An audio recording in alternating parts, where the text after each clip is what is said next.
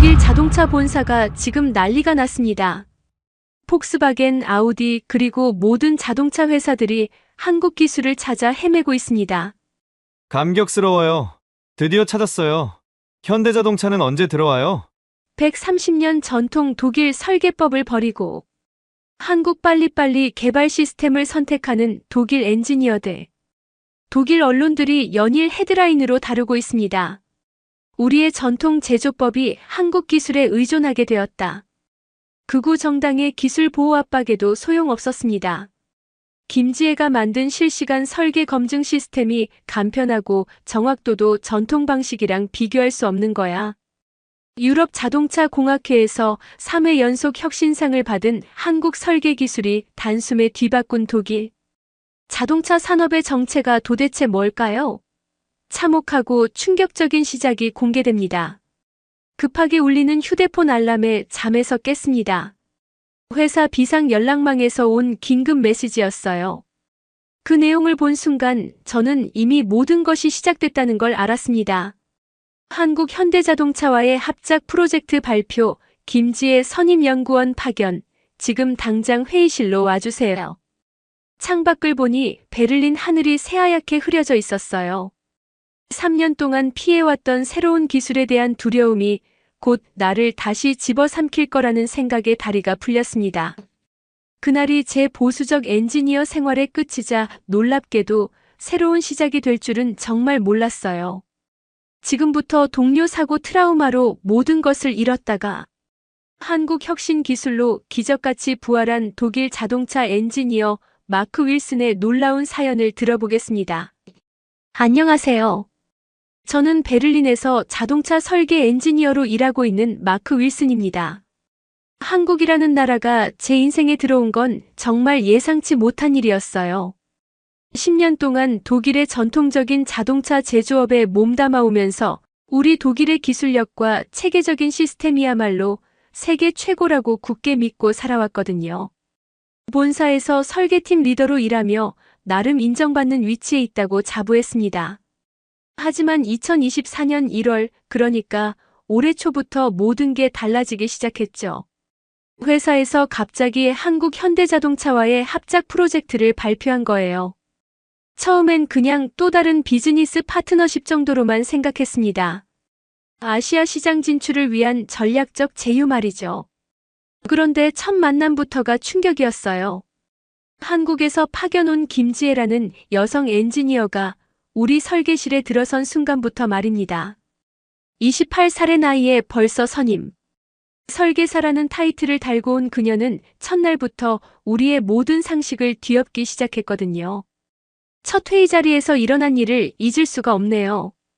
하인츠 부장님이 우리의 전통적인 설계 방식을 설명하는데 김지혜가 갑자기 손을 들고 말하더라고요. 이건 너무 구식이에요. 왜 이렇게 복잡하게 하시나요? 그 순간 회의실의 공기가 얼어붙었죠. 60대의 하인츠 부장님은 평생을 독일 자동차 산업에 바친 분이거든요.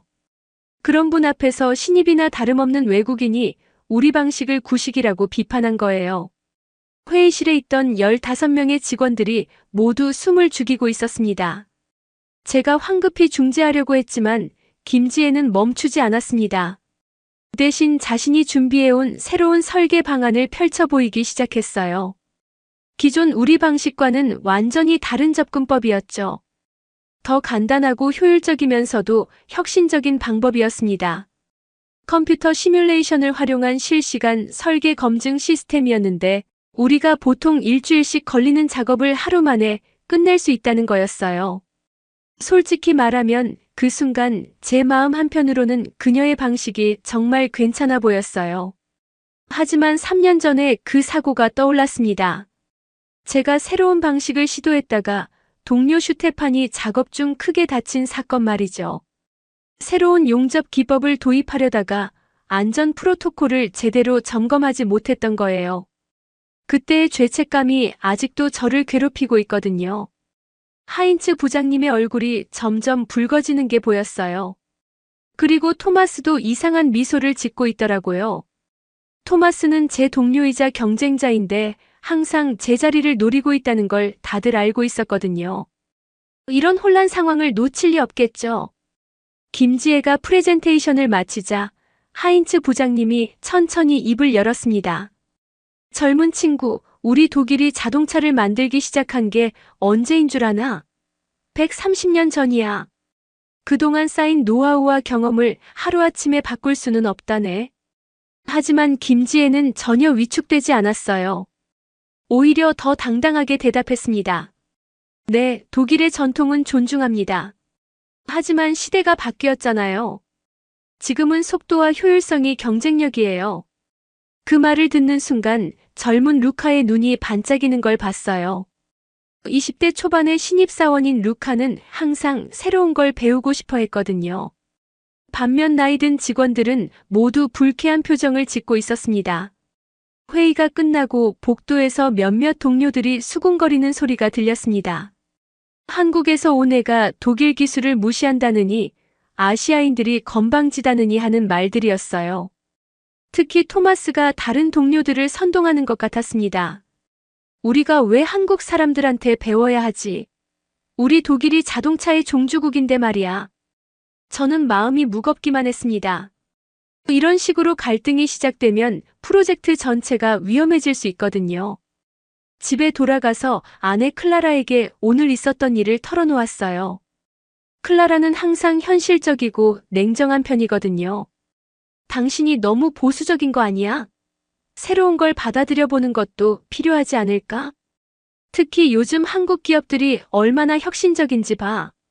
삼성, LG 같은 회사들 말이야. 하지만 저는 고개를 저었습니다. 새로운 방식이 항상 좋은 건 아니니까요. 특히 안전과 직결되는 자동차 설계에서는 더욱 신중해야 한다고 생각했어요. 그런데 클라라가 갑자기 진지한 표정으로 말하더라고요. 마크, 아직도 슈테판 사건 때문에 그러는 거야? 그건 당신 잘못이 아니었잖아. 안전장비에 문제가 있었던 거라고 조사 결과도 나왔고. 맞아요. 공식적으로는 저에게 책임이 없다고 결론 났어요. 하지만 제가 새로운 방식을 강하게 밀어붙이지 않았다면 슈테판이 다치지 않았을 거라는 생각이 계속 들었거든요. 그날 밤 잠이 오지 않아 창밖을 바라보며 생각에 잠겼습니다. 김지혜의 방식이 정말 우리보다 나은 건지 아니면 그냥 새롭기만 한 건지 알 수가 없었어요. 하지만 한 가지는 확실했습니다. 앞으로 몇 달간 이 프로젝트를 함께 해야 한다는 것, 그리고 이미 시작된 갈등이 쉽게 해결될 것 같지 않다는 거였죠. 다음 날 아침 출근길에 장인어른 베르너를 만났어요. 베르너는 전통적인 독일 제조업에 대한 자부심이 하늘을 찌르는 분이거든요. 어제 회사에서 있었던 일을 들으셨나 봐요. 마크, 우리 독일 기술을 아시아인들에게 배워야 한다니 말이 되나? 우리가 얼마나 오랫동안 쌓아온 노하우인데. 내가 젊었을 때는 메이드 인 저머니가 품질의 상징이었어. 저는 대답할 말이 없었습니다. 사실 베르너의 말도 일리가 있다고 생각했거든요. 독일은 자동차 산업의 본고장이잖아요. 벤츠, BMW, 아우디 같은 브랜드들이 세계를 주름잡는 이유가 있는 거고요. 하지만 동시에 김지혜의 눈빛도 떠올랐습니다. 그 확신에 찬 눈빛, 그리고 자신의 방식에 대한 절대적인 믿음 말이죠. 과연 우리가 놓치고 있는 게 있는 건 아닐까요?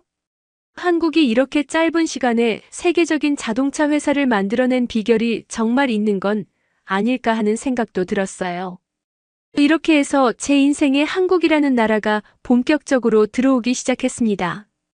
그리고 이건 단순한 업무상의 만남이 아니라 제 모든 가치관을 흔들어 놓는 거대한 변화의 시작이었다는 걸 그때는 몰랐어요.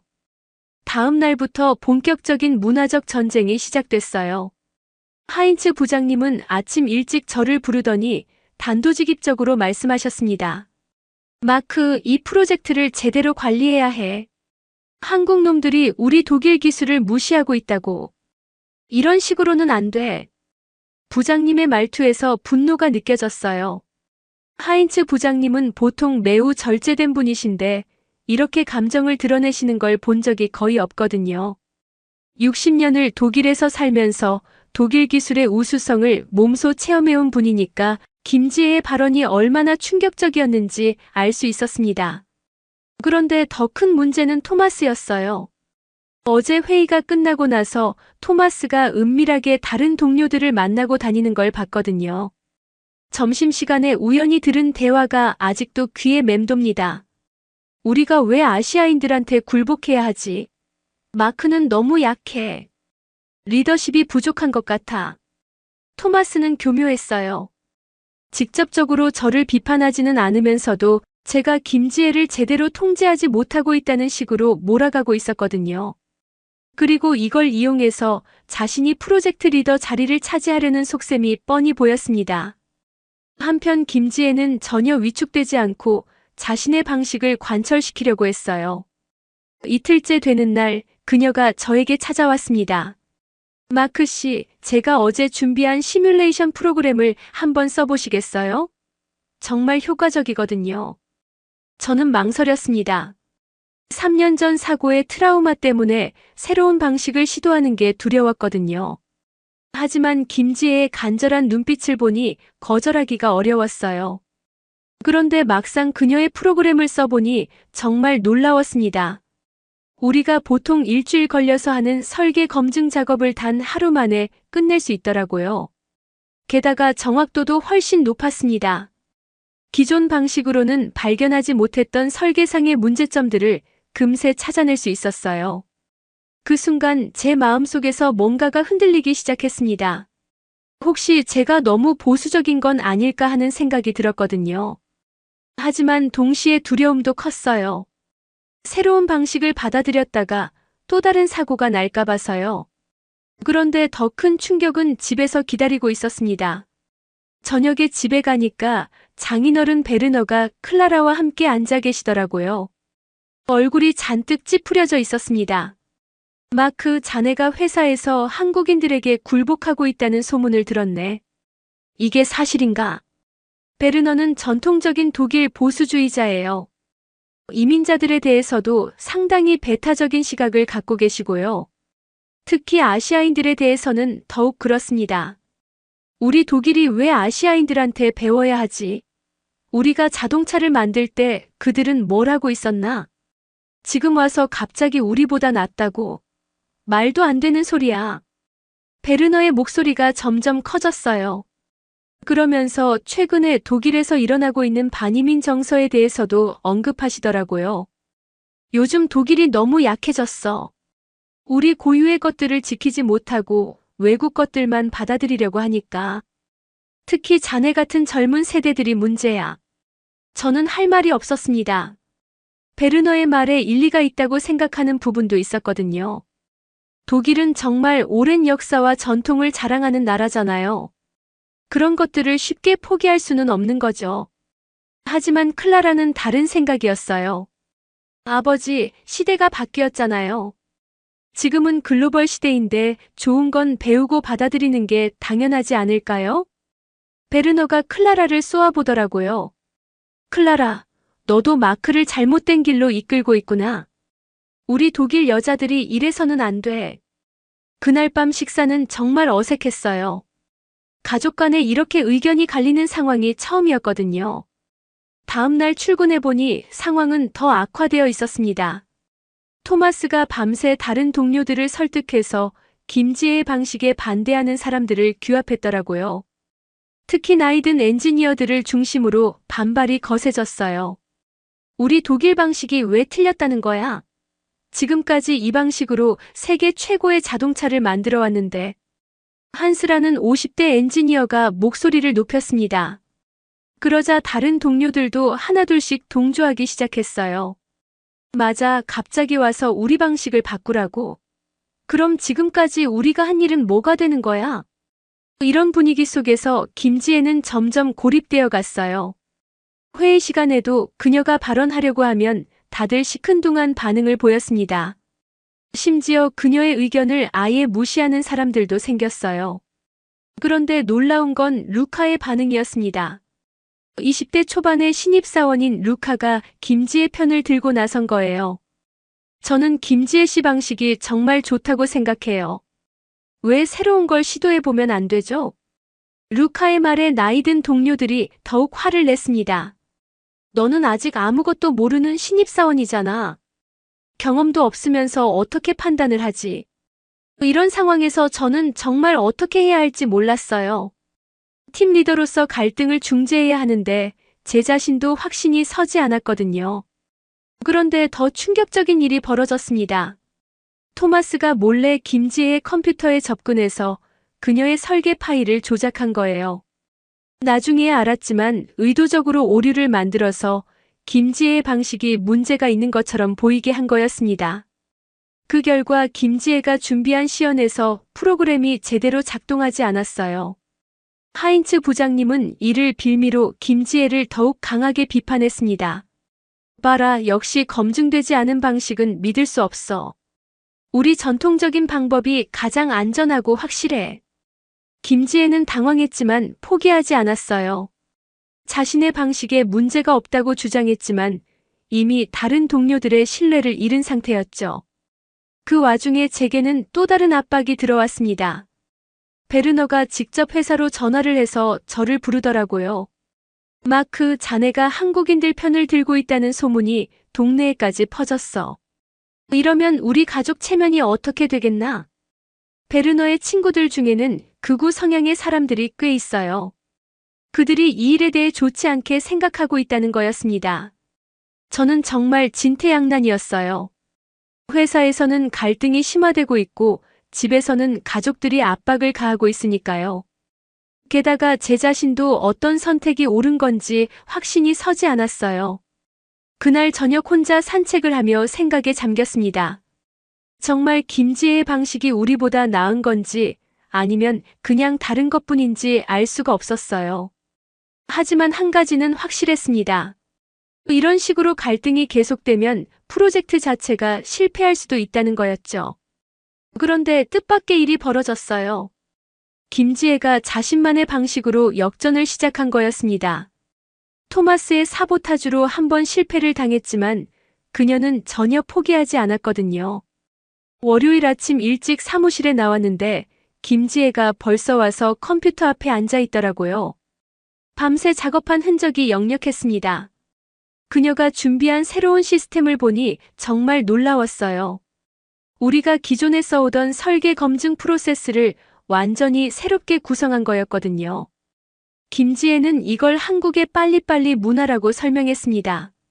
하지만 단순히 빠르기만 한 게 아니라 각 단계마다 실시간으로 피드백을 받을 수 있도록 만든 시스템이었어요.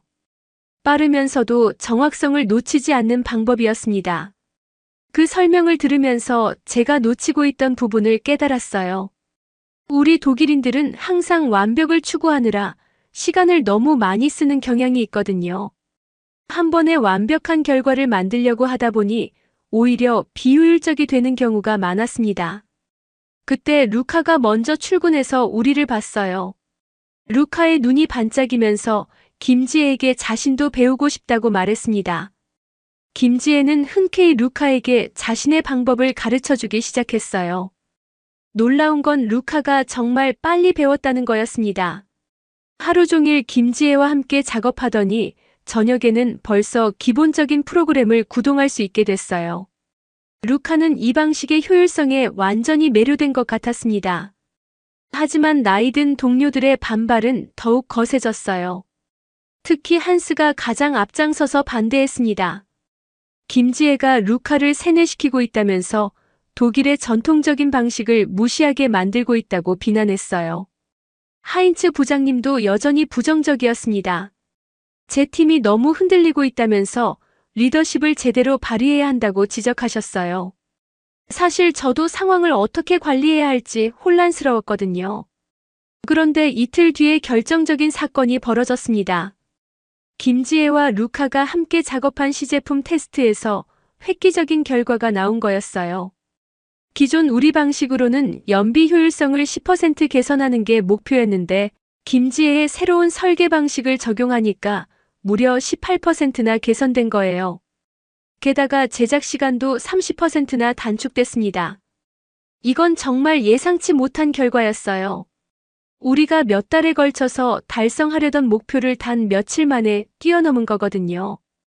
테스트 결과가 나왔을 때 회의실 분위기가 완전히 바뀌었어요. 하인츠 부장님도 당황한 기색이 역력했습니다. 숫자는 거짓말을 하지 않으니까요. 아무리 전통을 중시한다고 해도 이런 명확한 성과 앞에서는 할 말이 없었어요. 김지혜가 차분하게 설명했습니다. 한국에서는 이런 방식으로 작업해서 짧은 시간에 큰 성과를 낸다고 하더라고요.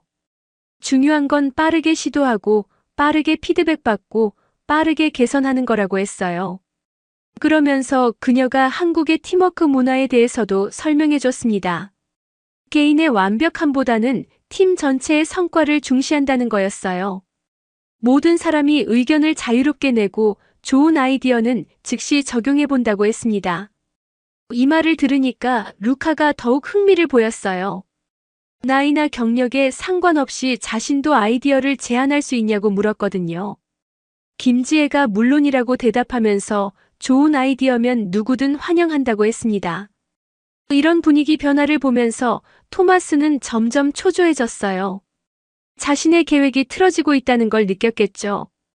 그래서 더욱 적극적으로 김지혜를 방해하려고 했습니다. 하지만 이번엔 결과가 너무 명확했어요. 심지어 몇몇 중간급 엔지니어들도 관심을 보이기 시작했습니다. 처음에는 반대했던 사람들도 실제 성과를 보니까 생각이 바뀌기 시작한 거예요. 특히 젊은 직원들 사이에서는 김지혜의 방식이 빠르게 퍼져나갔습니다. 김지혜는 여기서 멈추지 않았어요. 자신의 성공을 바탕으로 더 많은 사람들에게 한국식 작업 방식을 전파하기 시작했습니다. 점심시간에 자발적으로 세미나를 열어서 관심 있는 직원들에게 노하우를 공유했어요. 그런데 정말 놀라운 건 그녀의 설명 방식이었습니다. 독일 사람들의 성격을 정확히 파악하고 있더라고요. 단순히 빠르다는 것만 강조하지 않고 왜 이런 방식이 더 논리적이고 효율적인지를 체계적으로 설명했어요. 예를 들어서 기존 우리 방식은 선형적이라면 한국식 방식은 순환적이라고 설명했습니다. 문제가 생기면 처음부터 다시 시작하는 게 아니라 그 지점에서 바로 수정하고 개선해 나간다는 거였어요. 이런 방식이면 전체적인 완성도도 더 높아진다고 했습니다. 루카뿐만 아니라 다른 젊은 엔지니어들도 하나둘씩 김지혜 주변으로 모여들기 시작했어요. 그들은 새로운 방식에 대한 호기심이 많았거든요. 특히 컴퓨터를 잘 다루는 젊은 세대들에게는 김지혜의 디지털 기반 설계 방식이 매우 매력적으로 느껴진 것 같았습니다. 하지만 여전히 나이든 엔지니어들과 하인츠 부장님의 시선은 곱지 않았어요. 성과는 인정하지만 전통을 너무 쉽게 포기하는 것 같다는 우려를 표현했습니다. 특히 안전성 문제에 대한 의구심이 컸어요. 그런 상황에서 제가 해야 할 선택이 점점 명확해지고 있었습니다. 팀 리더로서 이런 변화를 받아들일 것인지 아니면 전통적인 방식을 고수할 것인지 결정해야 했거든요. 그리고 그 선택이 단순히 업무상의 문제가 아니라 제 인생 전체의 방향을 바꿀 수도 있다는 걸 느끼고 있었어요. 집에서도 변화가 일어나고 있었습니다. 클라라가 회사에서 일어나고 있는 변화들에 대해 긍정적인 반응을 보였거든요. 하지만 베르너는 여전히 반대 입장이었어요. 성과가 좋다고 해서 전통을 포기해서는 안 된다는 입장이었습니다. 상황이 급변한 건 3주 뒤였습니다. 토마스가 정말 치밀하게 계획한 큰 그림이 드러나기 시작한 거예요. 그는 단순히 저 개인을 견제하는 게 아니라 아예 한국팀을 축출시키려는 거대한 음모를 꾸미고 있었던 거였습니다. 화요일 아침에 출근해보니 사무실 분위기가 이상했어요. 평소보다 웅성거리는 소리가 크고 사람들이 무리지어 모여서 뭔가를 심각하게 논의하고 있더라고요. 제가 가까이 가니까 갑자기 조용해지면서 어색한 침묵이 흘렀습니다. 점심시간에 루카가 저를 조용히 불러서 충격적인 사실을 알려줬어요. 토마스가 밤새도록 노조 대표들과 만나서 뭔가를 계획하고 있다는 거였습니다. 그리고 그 내용이 정말 심각했어요. 토마스는 독일 기술의 순수성을 지키자는 명목으로 반한국 정서를 부추기고 있었던 거예요. 한국인들이 와서 독일 노동자들의 일자리를 빼앗고 우리의 전통적인 기술을 무시하고 있다는 식으로 선동하고 있었습니다. 더 놀라운 건 이런 움직임이 우리 회사만의 문제가 아니었다는 거예요. 독일 전역의 제조업체들에서 비슷한 반아시아 감정이 일어나고 있었거든요. 특히 한국과 중국 기업들의 기술 협력이 늘어나면서 일부 독일인들 사이에서 위기의식이 커지고 있었던 거였습니다. 수요일 오후에 드디어 폭발했어요. 토마스가 주도한 비공식 직원 집회가 열렸는데 거기서 나온 구호들을 들으니 정말 충격적이었습니다. 독일 기술의 순수성을 지키자, 아시아인들의 침입을 막아내자, 우리 일자리를 우리가 지키자 같은 말들이 나왔거든요. 하인츠 부장님도 이 집회에 참석하셨어요. 평소 신중한 분이신데 이날만큼은 감정이 북받쳐 오르신 것 같았습니다. 부장님이 마이크를 잡고 연설을 시작하셨어요. 우리가 130년 동안 쌓아온 독일 자동차의 명성이 하루아침에 무너질 수는 없습니다. 우리에게는 우리만의 방식이 있고 그 방식이 세계 최고라는 걸 증명해 왔지 않습니까? 그 말에 박수가 터져 나왔어요. 50여 명의 직원들이 모두 환호하고 있었습니다. 그 순간 저는 정말 어떻게 해야 할지 몰랐어요. 제가 팀 리더인데 제 팀원인 김지혜가 이렇게 공격받고 있는 상황이었거든요. 김지혜는 그 자리에 없었어요. 다행히 그날은 한국 본사와 화상회의가 있어서 별도의 회의실에 있었거든요. 하지만 분위기가 이런 식으로 흘러가고 있다는 걸 모르지는 않을 거예요. 집회가 끝나고 토마스가 저에게 다가왔습니다. 그의 얼굴에는 승리감이 가득했어요. 마크, 이제 내가 어느 편에 설 건지 결정할 때야. 독일 편인지 아니면 한국 편인지 말이야. 그 말을 들으니 정말 화가 났어요.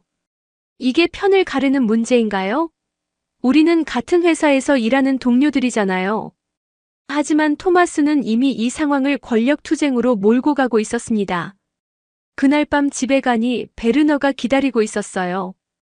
회사에서 일어난 일들이 벌써 소문으로 퍼진 모양이었습니다. 마크, 드디어 독일 사람들이 정신을 차렸구나. 우리 기술을 아시아인들에게 빼앗기면 안 되지. 베르너의 말에는 안도감이 섞여 있었어요. 하지만 저는 복잡한 심정이었습니다. 과연 이게 옳은 방향인지 확신이 서지 않았거든요.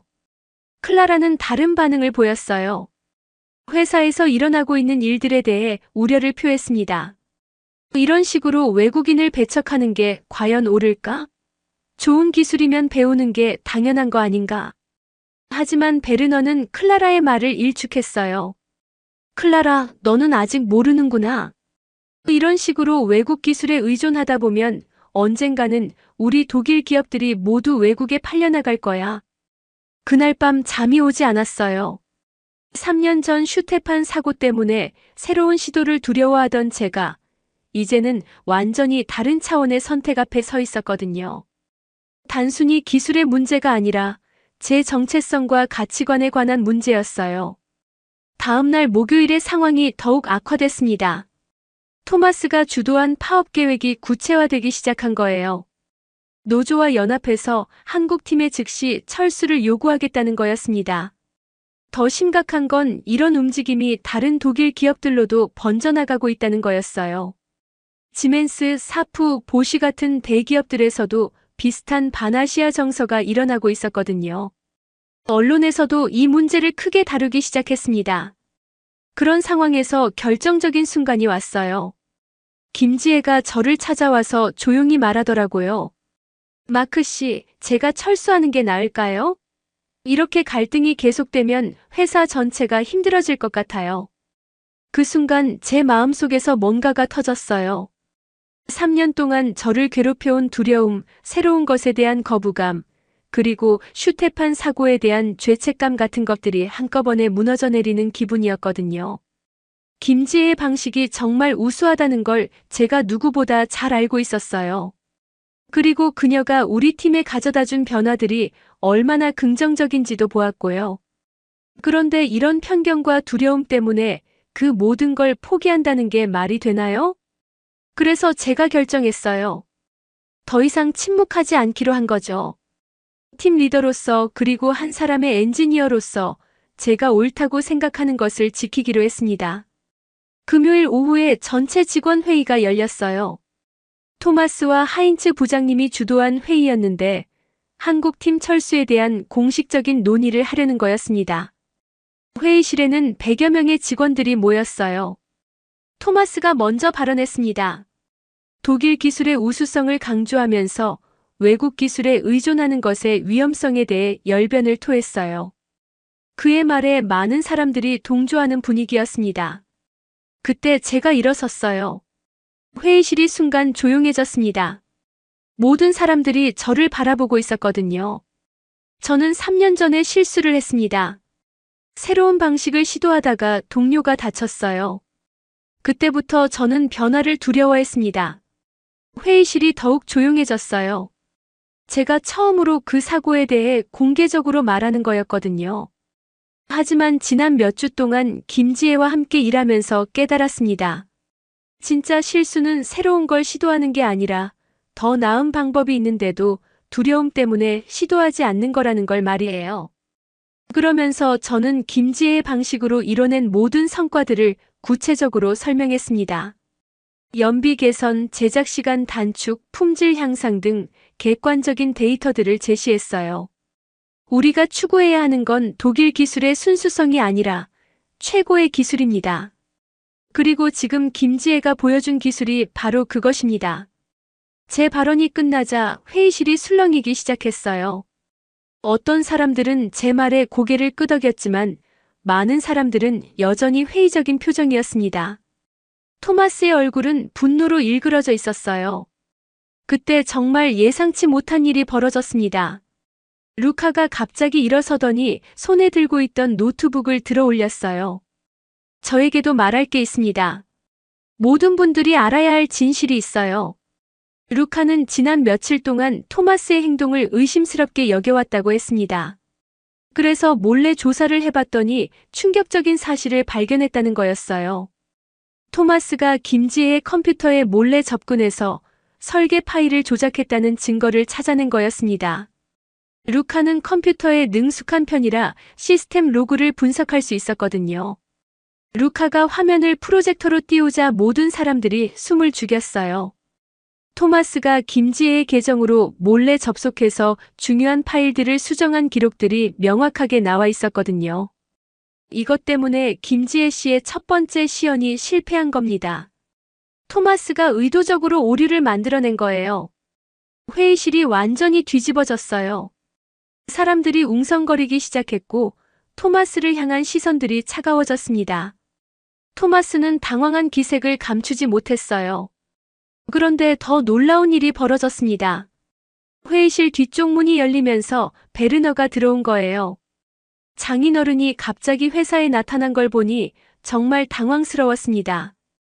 베르너는 천천히 앞으로 걸어와서 마이크를 잡았어요. 회의실의 모든 시선이 그분에게 집중됐습니다. 여러분, 저는 오늘 여기서 사과하고 싶습니다. 베르너의 첫 마디에 회의실이 조용해졌어요. 무슨 말씀을 하시려는 건지 모두들 궁금해했거든요. 저는 지난 몇 주 동안 한국 사람들에 대해 편견을 가지고 있었습니다. 우리 독일 기술이 최고라고만 생각했어요. 하지만 어젯밤 제 사위 마크가 가져온 자료들을 보니 생각이 바뀌었습니다. 베르너는 김지혜의 설계 방식으로 만든 시제품의 성능 데이터를 자세히 검토해봤다고 했습니다. 그리고 그 결과에 깊은 인상을 받았다는 거예요. 숫자는 거짓말을 하지 않습니다. 18%의 연비 개선, 30%의 제작 시간 단축, 이런 성과를 무시할 수는 없어요. 그러면서 베르너는 자신의 과거 경험을 들려줬습니다. 20대 때 미국에서 새로운 제조 기법을 배워와서 독일에 도입했던 이야기였어요. 그때도 많은 사람들이 반대했지만 결국 그 기술이 독일 제조업의 발전에 큰 도움이 됐다는 거였습니다. 우리가 세계 최고가 된 건 다른 나라의 좋은 기술을 배우고 발전시켜왔기 때문입니다. 폐쇄적으로 우리 것만 고집한다면 결국 뒤처지게 될 거예요. 베르너의 말에 회의실 분위기가 완전히 바뀌기 시작했어요. 특히 나이든 직원들이 놀라는 표정을 지었습니다. 베르너는 독일 제조업계에서 존경받는 인물이었거든요. 그런데 베르너의 발언은 여기서 끝나지 않았습니다. 그리고 제가 어젯밤 깨달은 게 있습니다. 진정한 애국심이라는 건 맹목적으로 우리 것만 고집하는 게 아니라 우리나라를 더 발전시키는 거라는 걸 말이에요. 이 말을 들으니 제 가슴이 뭉클해졌어요. 베르너가 이런 변화를 보여주실 줄은 정말 몰랐거든요. 회의실의 분위기가 역전되고 있었습니다. 토마스를 지지하던 사람들도 하나둘씩 생각을 바꾸기 시작했어요. 특히 루카가 폭로한 사보타주 사건이 결정적이었습니다. 하인츠 부장님도 당황스러운 표정이었어요. 토마스의 배신 행위를 알게 되니 이전의 확신이 흔들리는 것 같았습니다. 그때 김지혜가 조용히 일어섰어요. 그녀는 지금까지 조용히 듣고만 있었는데 마침내 자신의 입장을 밝히기로 한 것 같았습니다. 저는 독일에 와서 많은 것을 배웠습니다. 독일의 정밀함과 체계성은 정말 훌륭해요.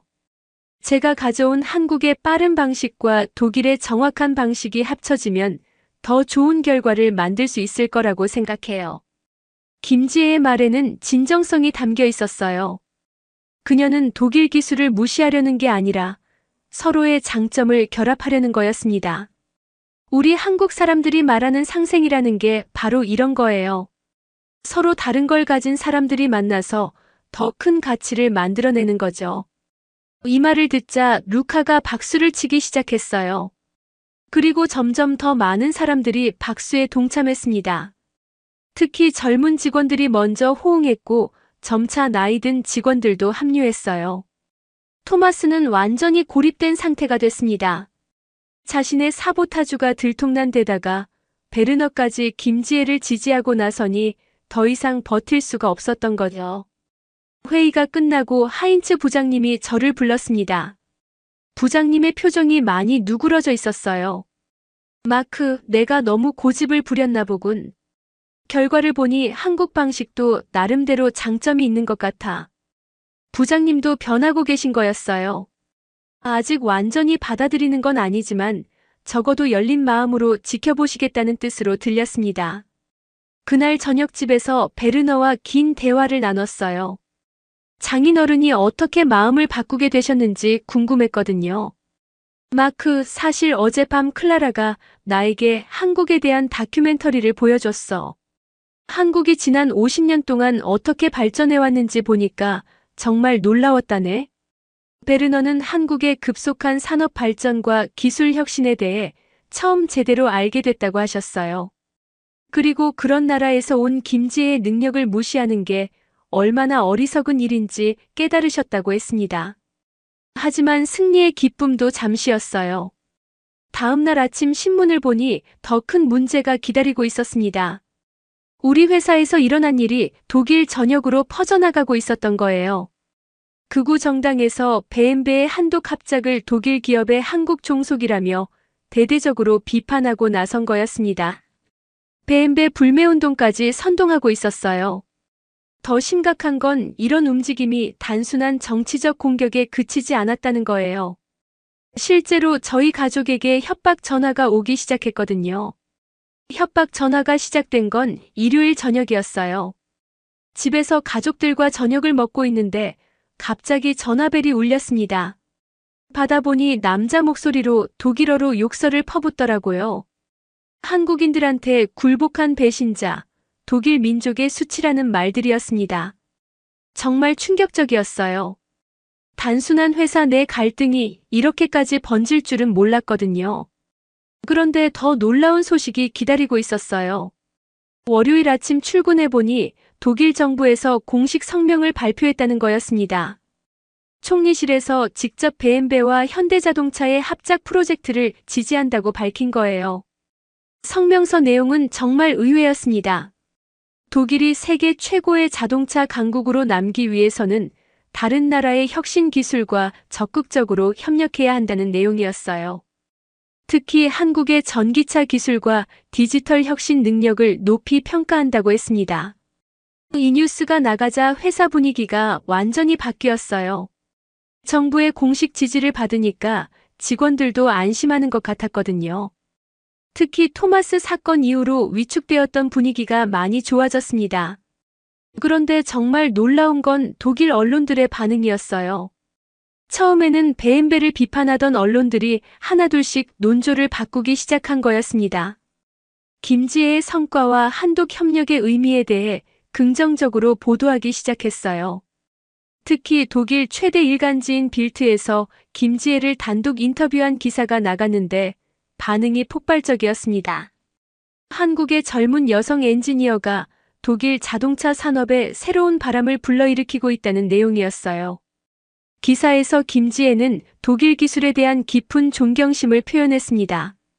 독일의 정밀함과 한국의 스피드가 만나면 세계 어디서도 볼 수 없는 혁신이 일어날 수 있다고 말했어요. 이런 메시지가 독일 국민들에게 큰 호응을 얻었습니다.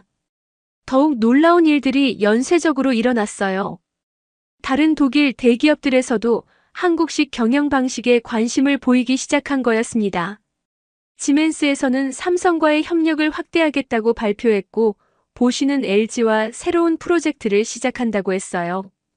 한 달 만에 독일 산업계 전체가 한국 벤치마킹 열풍에 휩싸였습니다. 경영진들이 앞다투어 한국 기업들의 빠른 의사결정과 효율적인 조직 운영을 배우려고 했어요. 우리 회사에서도 변화가 가속화됐습니다. 김지혜의 방식을 전사적으로 도입하기로 결정한 거예요. 하인츠 부장님이 직접 김지혜에게 교육을 받겠다고 하시더라고요. 부장님이 김지혜 앞에서 고개를 숙이며 말씀하시는 걸 보니 정말 감동적이었어요. 김지혜 씨, 내가 너무 편견을 가지고 있었소. 좋은 기술은 어디서 오든 배워야 한다는 걸 이제야 깨달았네. 김지혜도 부장님께 정중하게 인사하면서 함께 발전해 나가자고 말했습니다. 그 모습을 보니 정말 화해의 순간 같았어요. 더 놀라운 건 루카의 변화였습니다. 김지혜에게 배운 한국식 개발 방식으로 완전히 새로운 설계 아이디어를 제시했는데 그 결과가 정말 혁신적이었어요. 기존 방식으로는 생각할 수 없었던 창의적인 접근이었습니다. 루카는 이제 완전히 김지혜의 열혈 제자가 됐어요. 심지어 한국어까지 배우기 시작했거든요. 안녕하세요, 감사합니다 같은 기본적인 인사말부터 시작해서 업무에 필요한 전문 용어까지 익히고 있었습니다. 김지혜도 루카를 정말 아꼈어요. 독일의 체계적인 사고방식과 한국의 창의적인 접근을 결합한 루카만의 스타일이 나오고 있다고 칭찬했습니다. 한편 토마스는 회사에서 해고됐어요. 사보타주 사건이 워낙 심각했거든요. 다른 동료들을 선동하고 회사의 프로젝트를 의도적으로 방해한 것도 문제였지만 무엇보다 동료의 컴퓨터를 해킹한 것은 용서받을 수 없는 일이었습니다. 토마스가 떠나니까 팀 분위기가 훨씬 좋아졌어요.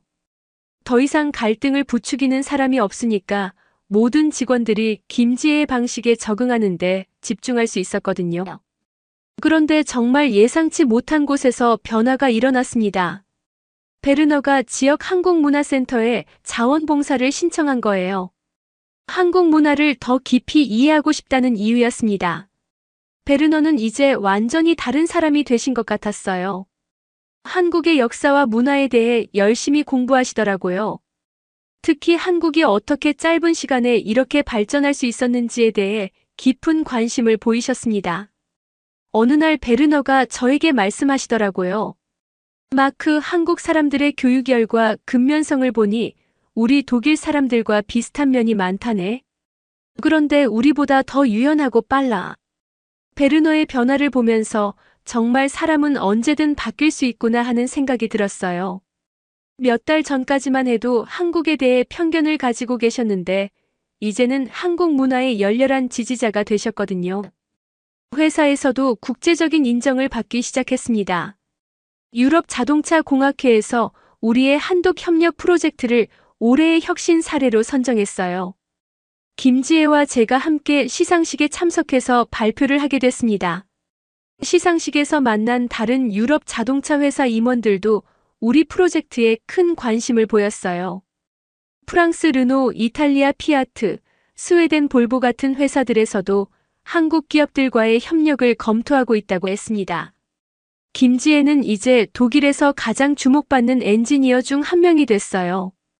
여러 대학에서 강연 요청이 들어왔고 독일 공학협회에서는 특별 회원으로 초청하겠다고 했습니다. 하지만 김지혜는 여전히 겸손했어요. 모든 성과는 독일 동료들과의 협력 덕분이라고 항상 강조했습니다. 특히 저와 루카 그리고 하인츠 부장님의 도움 없이는 불가능했을 거라고 말했어요. 이런 변화들을 지켜보면서 저도 많이 성장했다고 느꼈습니다. 3년 전 사고의 트라우마에서 벗어나서 이제는 새로운 도전을 두려워하지 않게 됐거든요. 오히려 변화와 혁신이 얼마나 중요한지 깨달았어요. 클라라도 제 변화를 놀라워했습니다. 예전에는 너무 보수적이고 신중했는데 이제는 적극적이고 열정적으로 바뀌었다고 했어요. 그리고 그런 변화된 모습이 더 매력적이라고 말해줬습니다. 2년 후, 즉 2026년이 되었을 때 제 인생은 완전히 달라져 있었습니다. 저는 BMW 아시아 사업부의 총괄 디렉터가 되어 있었어요. 한국뿐만 아니라 일본, 중국, 동남아시아까지 담당하는 큰 조직을 이끌고 있었습니다. 무엇보다 놀라운 건 제가 이 자리에 오를 수 있었던 건 순전히 김지혜와의 협력 덕분이었다는 거예요. 그녀와 함께 만들어낸 혁신적인 설계 방식과 경영 시스템이 전 세계적으로 인정받았거든요. 김지혜는 이제 BMW 독일 본사의 최고 기술 책임자가 됐어요. 아시아인으로는 처음으로 독일 대기업의 CTO 자리에 오른 거였습니다. 독일 언론들은 이를 독일 산업사의 새로운 전환점이라고 평가했어요. 더 의미 있는 건 김지혜가 독일에 완전히 정착했다는 거였습니다. 베를린에 집을 사고 독일어도 거의 완벽하게 구사할 수 있게 됐어요. 하지만 여전히 한국의 정체성을 잃지 않고 있었습니다. 루카는 정말 눈부신 성장을 보였어요. 김지혜의 지도하에 한독 융합 설계의 전문가가 됐습니다. 그리고 놀랍게도 한국 현대자동차 본사로 파견을 가게 됐어요. 역으로 독일 기술을 한국에 전수하는 역할을 맡게 된 거였습니다. 루카가 한국으로 떠나기 전날 저희가 작별 인사를 나눴는데 그때 루카가 한 말이 아직도 기억에 남아요. 마크 선배, 저는 이제 독일 사람인지 한국 사람인지 모르겠어요. 두 나라의 좋은 점만 배워서 완전히 새로운 사람이 된 기분이에요. 정말 그랬어요. 루카는 독일의 정확성과 한국의 속도감을 완벽하게 결합한 엔지니어가 됐거든요. 한국어도 거의 유창하게 할 수 있게 됐고 한국 문화에 대해서도 웬만한 한국 사람보다 더 잘 알았어요. 한편 하인츠 부장님은 예상과 달리 김지혜의 가장 큰 지지자가 되셨어요. 처음에는 그렇게 반대하셨는데 이제는 김지혜를 자신의 후계자로 생각하고 계셨습니다. 부장님이 은퇴를 앞두고 저에게 하신 말씀이 인상 깊었어요. 마크, 내가 평생 엔지니어로 살면서 가장 잘한 일이 김지혜를 받아들인 거야. 나이가 들어서도 배울 게 이렇게 많다는 걸 깨달았거든. 부장님은 김지혜에게 독일 전통 기계공학의 정수를 전수해 주셨고 김지혜는 부장님께 한국의 혁신적 사고방식을 가르쳐 드렸습니다. 정말 아름다운 멘토와 제자의 관계가 됐어요.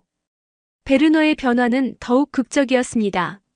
이제는 베를린 한국문화센터의 명예관장이 되셨어요. 독일 내 한독 교류 사업의 최고 어른으로 인정받고 계셨습니다. 베르너는 이제 한국 역사와 문화에 대해 강연까지 하실 정도가 됐어요. 특히 한국의 급속한 경제 발전사에 대해서는 독일 어느 학자 못지않게 해박한 지식을 갖고 계셨습니다. 어느 날 베르너가 저에게 말씀하시더라고요.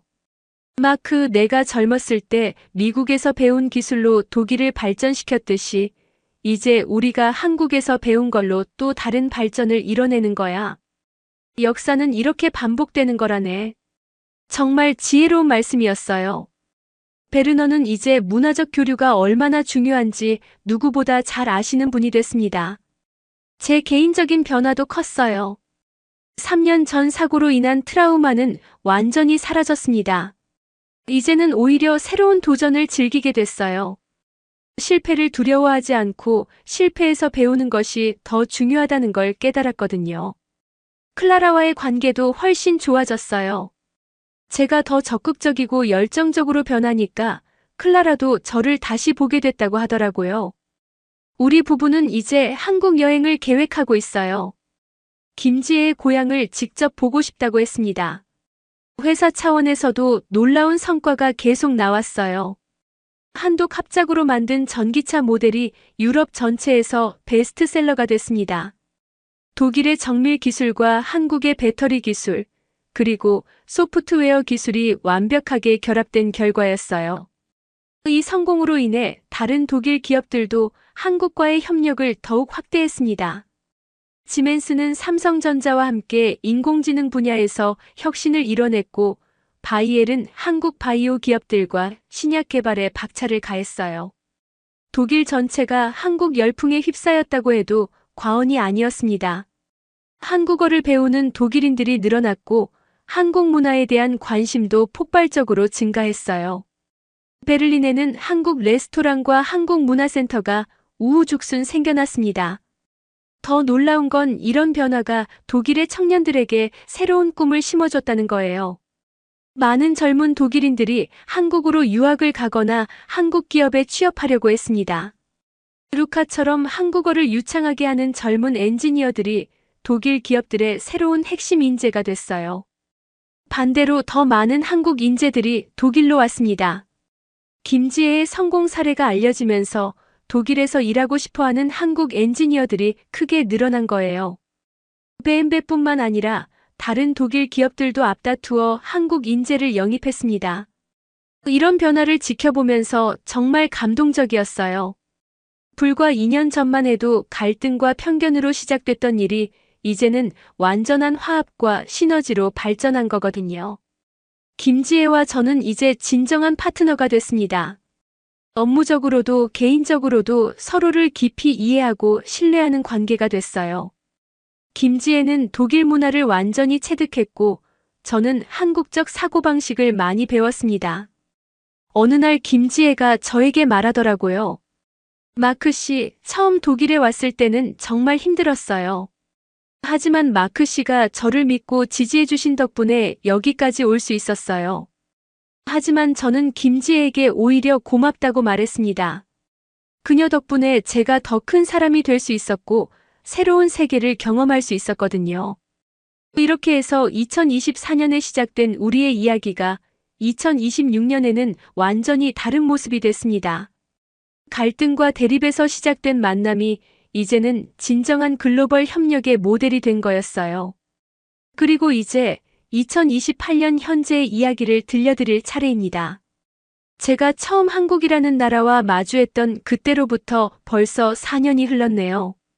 되돌아보니 정말 꿈같은 변화의 연속이었습니다.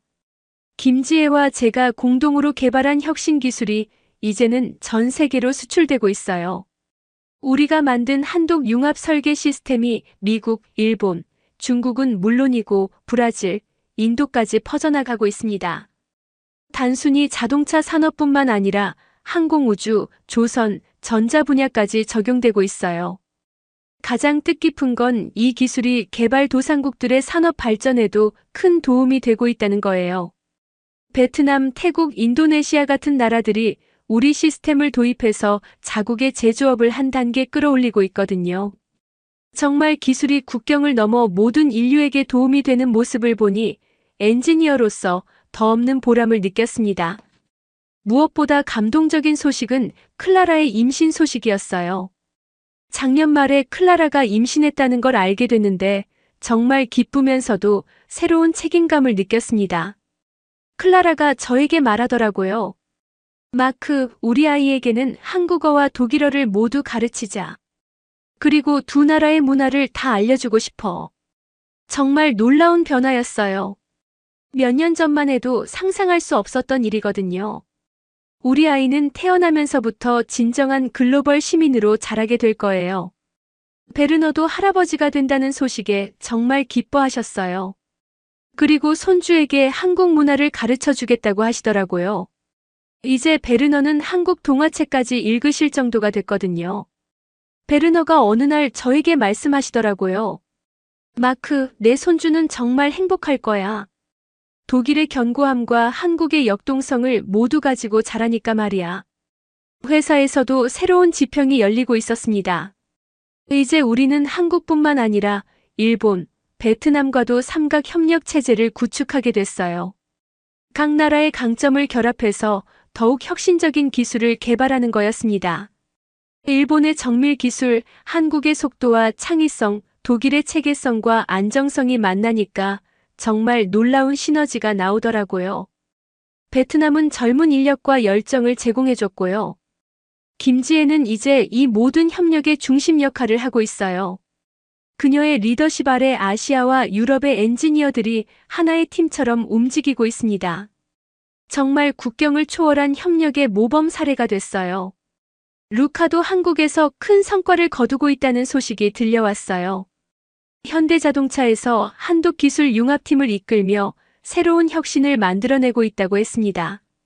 심지어 한국 사람들도 루카를 완전히 한국인처럼 받아들이고 있대요. 루카가 보낸 편지에서 이런 말을 했어요. 마크 선배, 저는 이제 어느 나라 사람인지 구분하는 게 의미 없다고 생각해요. 좋은 기술과 아이디어는 국경이 없으니까요. 정말 맞는 말이었어요. 이제는 국적보다는 개인의 능력과 창의성이 더 중요한 시대가 됐거든요. 독일 사회 전체에서도 놀라운 변화가 일어났습니다. 한국에 대한 관심이 폭발적으로 늘어났을 뿐만 아니라 아시아 전체에 대한 인식이 완전히 바뀌었어요. 이제 독일 젊은이들은 아시아를 기회의 땅으로 보고 있습니다. 베를린에는 한국 타운이 생겼고 독일 전역에서 한국어 학습붐이 일어났어요. 독일 대학들도 앞다투어 한국학과와 아시아학과를 신설했습니다. 더 놀라운 건 이런 변화가 독일의 정치에도 영향을 미쳤다는 거예요. 극우 정당들의 반이민 정서가 크게 약화됐고 대신 다문화 공존과 국제 협력을 지지하는 목소리가 커졌습니다. 독일 총리도 공식 석상에서 한독 협력을 독일 경제 발전의 새로운 동력이라고 평가했어요. 그리고 이런 모델을 다른 나라들과의 관계에도 확대 적용하겠다고 발표했습니다. 제 개인적으로는 정말 새로운 사람이 된 기분이에요. 예전에 보수적이고 소심했던 마크 윌슨은 이제 없습니다. 지금의 저는 변화를 두려워하지 않고 새로운 도전을 즐기는 사람이 됐어요. 무엇보다 중요한 건 편견 없이 사람을 바라보게 됐다는 거예요. 김지혜를 만나기 전까지는 한국에 대해 별로 알지도 못했으면서 막연한 선입견을 가지고 있었거든요. 하지만 이제는 어떤 나라 사람이든 개인의 능력과 인격으로만 판단하게 됐습니다. 그리고 실패에 대한 두려움도 완전히 사라졌어요. 3년 전 슈테판 사고로 인한 트라우마가 저를 그렇게 오랫동안 괴롭혔는데 이제는 오히려 그 경험이 저를 더 강하게 만들어준 소중한 교훈이라고 생각해요. 김지혜와는 이제 진정한 동반자 관계가 됐습니다. 서로의 문화를 완전히 이해하고 존중하면서도 각자의 정체성을 잃지 않는 아름다운 관계죠. 우리가 함께 만들어낸 성과들이 전 세계에 긍정적인 영향을 미치고 있다는 것이 정말 자랑스러워요. 앞으로의 계획도 정말 흥미진진합니다. 내년에는 아프리카 진출을 계획하고 있어요. 우리의 기술과 경험을 아프리카 국가들의 산업 발전에 도움이 되도록 하는 거죠. 또한 우리 아이가 태어나면 진정한 글로벌 교육을 시키고 싶어요. 독일어, 한국어는 물론이고 영어, 중국어까지 배우게 해서 미래의 글로벌 리더로 키우고 싶습니다. 김지혜도 비슷한 꿈을 가지고 있어요.